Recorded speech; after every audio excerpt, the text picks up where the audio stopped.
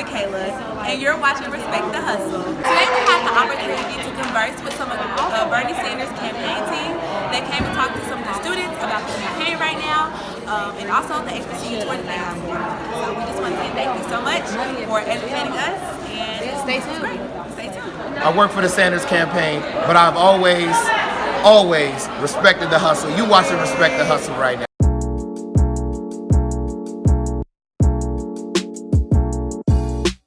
Hi, I'm Senator Nina Turner. I'm one of the national co-chairs for Senator Sanders' 2020 presidential campaign. My name is J. Maul Green. I'm a national surrogate, so I travel and speak for him in the campaign. Hi, my name is Brianna Joy Gray, and I'm the National Press Secretary for the Bernie 2020 campaign. Hey, what's up, everybody? My name is Philip Agnew. I am a national surrogate for the Bernie Sanders campaign. Well, it's vitally important that HBCU students in particular come out to vote, because we understand the history of our people and the vote, that our ancestors understood very clearly that the pathway, one of the pathways of liberation was through the power of the ballot box. The other pathway that they invested a lot of time and attention to was education. HBCUs is the center of culture, right? Our alumni, our fraternities, sororities, our people who graduate from here, they're the people that create the culture for Black America. So for me, HBCUs should be at the lead of talking to presidential candidates, because HBCUs are the anchor for our community, along with the church and a few other groups. If you go to a HBCU, people listen to you. We come from the neighborhoods that are going to be affected by these policies. And so for me, it is really important for TSU, for all HBCUs, but especially TSU students, to be at the lead of what is about to happen. Even if you don't mess with politics, politics is messing with you. And so if you don't understand it, you sitting out the game, people are making decisions about your life that you have no bearing on it. They don't care about you. You're a non-factor. And so HBCU students need to be at the table, because if you're not at the table, you're on the menu. Because we got to get involved, and we got to understand what candidate is best suited to move forward our interest. We have so many problems going on in our country, in our communities, and even right here in our schools, and life problems is debt. And so you want to have the best candidate that has plans to address them, so that you can have a better life. We got a lot of young people that are not as active in politics, because we had so many politicians that have not moved forward policies in our best interests, have been corrupt, have worked for the special interests and billion-dollar corporations, and not for the people. So first, we should say this is the first stop on our HBCU tour right now. Yay! And so the goal of it is to make sure that we recenter HBCUs in the national political conversation, and that HBCUs have no excuse, the students have no excuse for not being involved in the political process because it seems far away or they're not coming out. We're right here, we're at the Student Center. When we go to Birmingham, we're gonna be right in the hood in Birmingham. And so the goal is to bring our people into the political process by being in politics directly where they are. One of the things that is on the Senator's agenda is to cancel student debt. How vitally important is that to the Black community to make sure that debt is canceled. Others are the things that he wants to do for the African American community. Medicare for all is one of those things. Making sure that we can not only cancel student debt, but also cancel medical debt. It is important because of the disproportionality of the suffering that African Americans have endured in this country, that we have policies directly aimed at trying to eradicate some of the injustice. We have a long way to go. Some of these programs are just the beginning. They're not the ending. And we're looking forward to not only having an administration that is committed to justice, but an administration that acknowledges the unique positioning of African American people in this country. I believe in movement, right? I don't believe in individual people or heroes, sheroes. It's people coming together to form the power and build the power to get what they need out of their lives. And so that is what Bernie Sanders has done. He's built up a movement of people. He has the most donors. He has the most people volunteering. He's got the most money.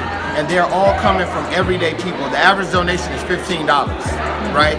And so these are not wealthy people who are guiding him. He's guiding from people who come from the mud, who come from the bottom. And so for me, that personal connection is this the only presidential candidate that I would ever work for. I've supported Bernie Sanders in 2016, and I'm supporting him now again. because he's the only consistent candidate, consistent politician that I've ever known. This is somebody who's been talking about Medicare for all since 1991. This is somebody who's talking about, who was talking about when they were trying to push these crime bills and things of that sort. He was on the floor talking about what it would do to our communities and incarcerating people that look like us, and not investing in the importance of, and not investing in important things like mental health and education and economic development and infrastructure. He's been talking about these things for the last 50 years almost, before I was born. He deserves to be president. And then when you look at 2016, all of these policies, they told us we were crazy. We said free college education in 2015, 2016. They were like, y'all crazy. And now today, every candidate in the race is moving for policies for wage. I'm here with some TSU students. They were here for the Bernie Sanders 2020 campaign team. So I just want to know, how did you guys feel about Bernie Sanders coming today? I feel like it was real good for us to know how the Democrats come, because all we hear about is Republicans. How did you feel about the Bernie Sanders campaign team? I did say campaign. How did you feel about the campaign team? Well, I did turn around. They was doing their little speeches over here in the student center. I feel like they came hard, like they was really trying to show out for Bernie Sanders or whatever. So, what do you guys feel like? What was the most exciting thing that you know about the campaign? That free student debt, cause look, I'm gonna be broke trying to pay all these college fees. Look, vote for Bernie. You agree? In agreement. So college students are very excited about him wiping away the college debt, which is extremely important because a lot of people after college have lives, children they want to take care of, and college debt is taking away a lot of their money. I am Braxton Simpson, a junior here at Tennessee State University, and I currently serve as a student trustee for the university's board of trustees. I think it's great that they're doing a tour. I think HBCUs deserve to know about the candidates. I feel like showing an investment in Black students specifically and the issues that we have and the things that we face is very important to address. So I really do commend the Bernie Sanders campaign on coming to Tennessee State University as their very first stop on their HBCU tour to talk to our students because they deserve to learn about the campaign. This next presidential election is very, very crucial, especially for Black people. So it's very important that we are becoming knowledgeable about things that can impact our community. My name is Lauren Goldwing. Bernie's policies affect me as a millennial directly because of his stance for Medicare for all. I work as a freelancer, so I have very expensive insurance premiums. A lot of stuff that I feel like should be covered isn't covered. I don't understand a lot about insurance.